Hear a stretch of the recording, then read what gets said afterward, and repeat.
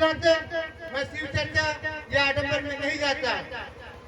मेरे गांव के लोगों को मैं देखता जा रहा हूँ, आरएसएस के लोग एक लतीफा छोड़ देते हैं, जैसे शिव चर्चा हो गया, छठ पूजा हो गई। मैं ये नहीं कह रहा हूँ कि आप पूजा पाठ मत करिए, आप पूजा पाठ करिए, लेकिन आप पढ़े लिखे हैं। मैं उनसे पूछना चाहता हूँ जो परिषद के टीचर हैं और शिव चर्चा कराते हैं, मैं उनसे पूछना चाहता हूँ जो आप समाज में प्रतिष्ठित हो, जनता आपको वोट दे करके प्रधान बनाई है, आप शिव चर्चा करा रहे हो। मैं पूछना चाहता हूँ क्या आप जब हाई स्कूल पास नहीं करेंगे तो पुलिस नहीं बन सकते हैं, जब IAS नहीं करेंगे तो आप डीएम नहीं बन सकते हैं। मैं जरा आप लोगों से सवाल करना चाहता हूँ कि क्या शिव चर्चा करा के आप कभी डीएम बन सकते हैं? क्या शिव चर्चा करा के आप कभी पुलिस बन सकते हैं? नहीं, शिव चर्चा करा के आप अपराधी कब नहीं बन सकते हैं। शिव चर्चा करा के आप क्या बन सकते हैं? एक आडम्बरी बन सकते हैं।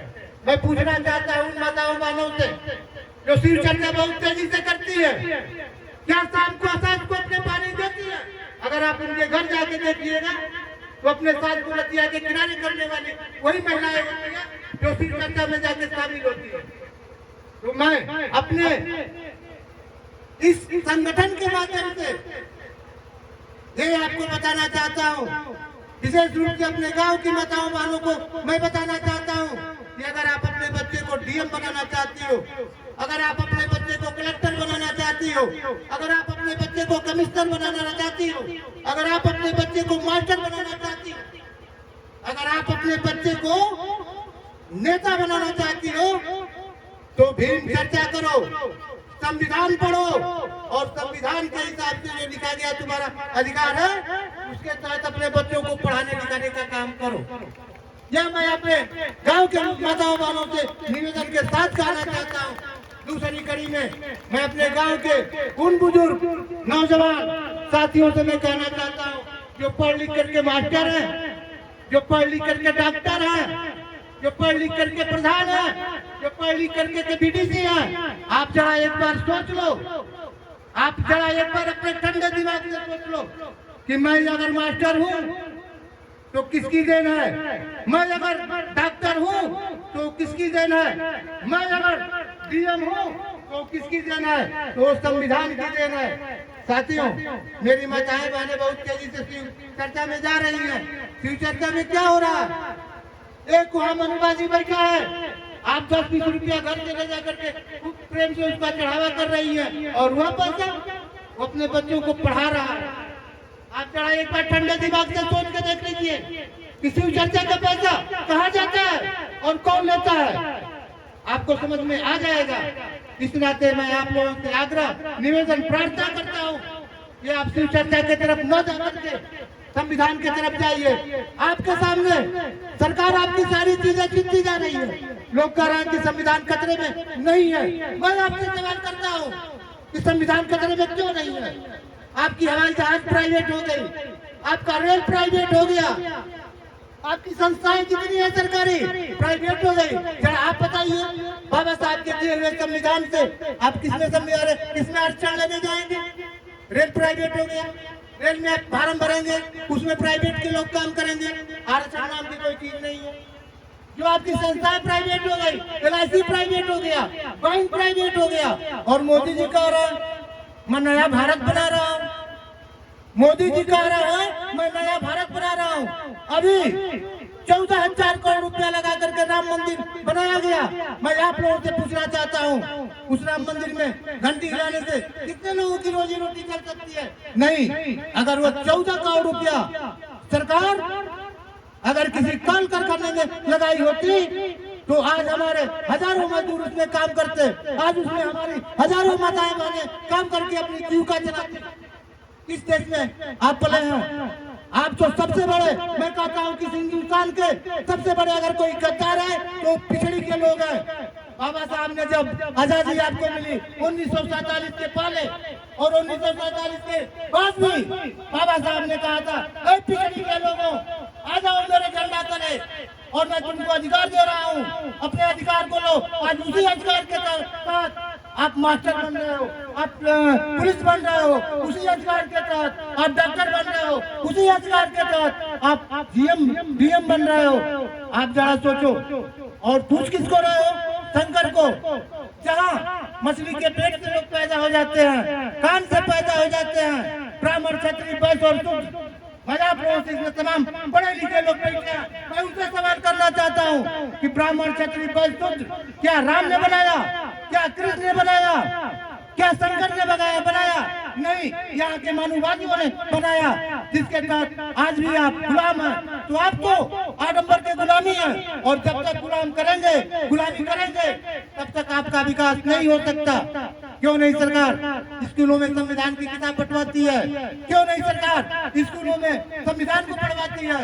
साथियों, मैं आप लोगों से बता दूं, अगर सबसे बड़ा कोई भटका हुआ है तो चमार के नाम पे लोग चमार कहा के पिछड़ी के लोग भटके हुए हैं, जो अम्बेडकर परिनिवास दिवस को, अम्बेडकर जयंती को या अम्बेडकर किसी कार्यक्रम को चमार के नाम पे जोड़ देते हैं।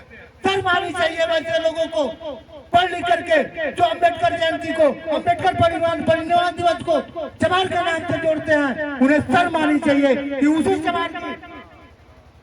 चमार की लड़के की देन है कि आज हम पूरे अधिकार से हर काम कर रहे हैं, पूरे अधिकार से हर नौकरी में जा रहे हैं। क्या वहाँ चमार की बात नहीं आती है? वहाँ भी चमार की बात आनी चाहिए। इसलिए साथियों, मैं आप लोगों से कहता हूँ कि पूजा करना छोड़ दीजिए, पूजा आप करिए, शंकर को पूजिए, घर में पूजिए, दुर्गा को पूजिए, घर में पूजिए, हनुमान को पूजिए, घर में पूजिए। लेकिन जो आप मंदिर, मस्जिद और मेला में जाकर के आप आडंबर के पीछे अपना पैसा खर्च कर रहे हैं, उसको रोक दीजिए। वरना आप आजादी 70 साल के लमसम होती जा रही है और आप भी आज भी गुलाम हैं। और इसके आने वाले समय में अगर आप परिवर्तन अपने में नहीं लाए तो फिर भी गुलाम रहेंगे।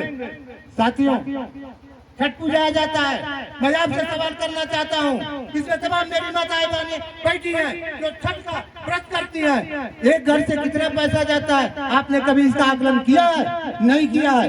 एक घर से कम 10 से 15 हजार 20 हजार रुपया जाता है, और वो पैसा किसके यहाँ जाता है आप खुद जानते हैं। और आप कंगाल होते हैं और वो पैसा किसी और के पास जाता है। इसलिए विशेष रूप से मेरा माताओं और बहनों से कहना है, मेरे माताओं और बहनों से निवेदन है कि आप पूजा करिए, हर लोगों की पूजा करिए, लेकिन घर में करिए।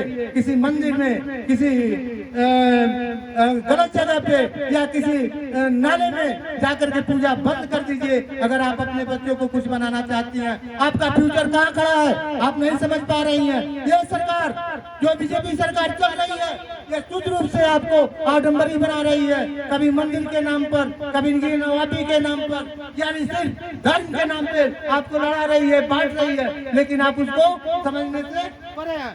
इस नाते मेरा आप लोगों से निवेदन है कि धर्म के नाम पे न बट करके एकजुट होकर के पिछड़ी अनुसूचित के लोग सोचे कि ब्राह्मण क्षत्रिय वैश्य और शूद्र, ब्रह्मा के मुख से कोई और पैदा हो गया, भुजा से कोई और पैदा हो गया, छाती से कोई और पैदा हो गया।